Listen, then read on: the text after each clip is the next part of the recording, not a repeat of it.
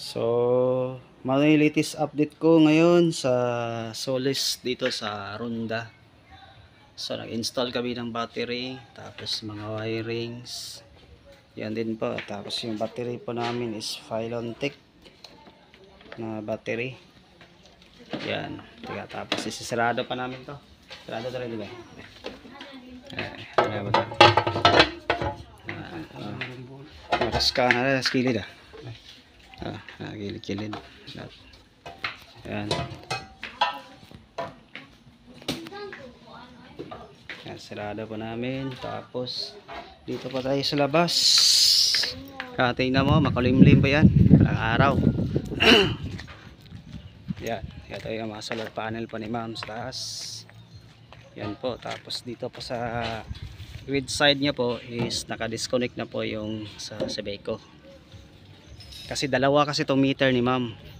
Itong isang account niya po is pa-disconnect niya po. Yan. Tapos dito kami sa vlog namin.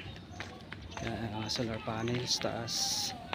Meron pong 8 piraso na solar panel. Yan po. Yan. 8 piraso ng solar panel po. Tapos magpa-testing. Paandar ako ng aircon. Magpa-try kami paandar ng aircon. Ang duha lang sa try muna kami paandar ng aircon. Dito kami sa side Ronda Cebu to. Kaya malapit kami sa transmission line.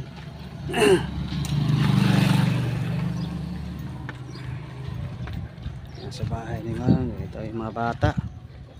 Yan. Yung isa is nagkabit pa sa side piece. Yan. Ha? Oo, ano?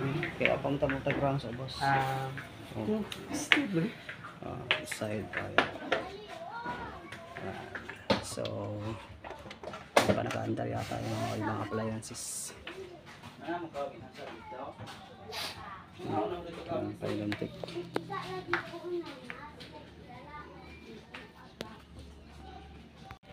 Okay, done to install na kami na nag-upgrade kami ng battery. Yan po, may battery na po yan po. Yan. So 4,000.68 kilowatts ang load ni ma'am sa loob ng bahay nila. Gamit po yung mga aircon at water fan at iba pa. Yan po yung battery namin ginagamit po is Filontech by US brand. Yan. Yan po. Yan po. Solis inverter. Yan. Tapos meron pa dito sa loob yan ma'am. At saka yung sa kabila nandun pa yung solar panel. Tapos po tayo para makita pa natin yung solar panel. Makulimlim yung panahon. Masyadong makulimlim at walang init talaga. Yan. Ito talaga yung araw ngayon na pinaka hindi maswerteng araw talaga na installation namin kasi medyo makulimlim at walang masyadong araw. Yan po. Yan, solar panel ni ma'am. Yan. Yan ang bahay ni ma'am. So tawagin natin si ma'am. Tawagin natin ma'am. May ayo. Tawagin natin si ma'am para lalabas si ma'am. Ayo. Hindi narinig ni ma'am.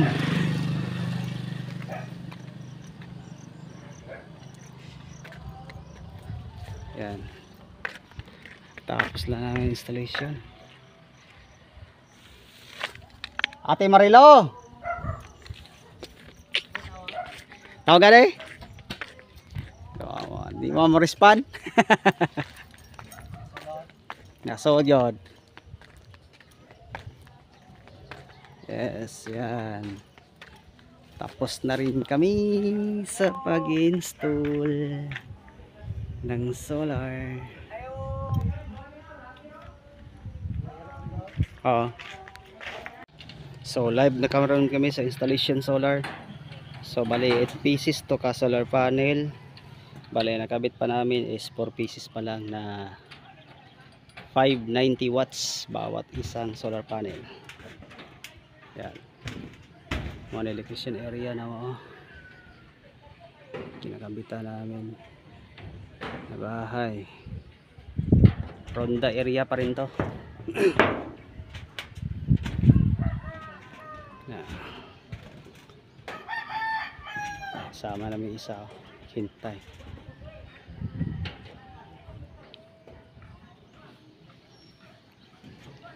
So hindi pa kami tapos. May kulang pa. Bali 4 na piraso na lang kulang. Kasi install man kami ulit. Salamat kay Ma'am Marilo Morales. Nagkuhan na day. Ayan. Okay kayo. So napa-upgrade yun si Ma'am og battery. So Pylon Tech. Wala karon. So nagkuha na si Ma'am. So ako na tutulungan si Ma'am sa application sa Solis. Okay, open yung Bluetooth ko na yung madaan ko na Ma'am. Sa application Solis para patanaw na to. Solis iCloud.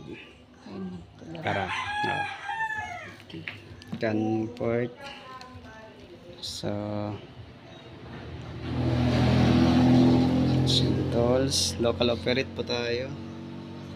Yan, dahil connect sa Bluetooth. So connect po tayo sa Solis. Restore pa.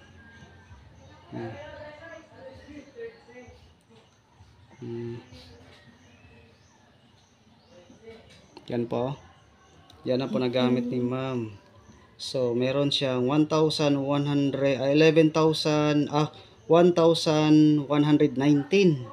galing sa solar panel.